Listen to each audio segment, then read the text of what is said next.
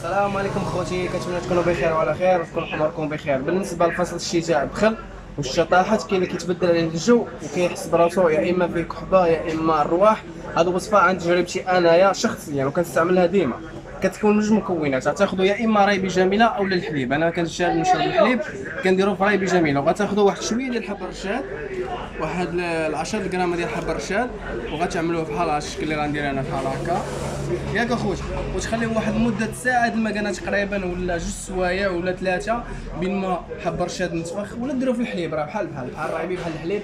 حتى تبغيو تنعسوا شربوا داك الكويس ان شاء الله غتشوفوا العجب العجب في الصباح ان شاء الله. مع تحياتي لكم، السلام عليكم.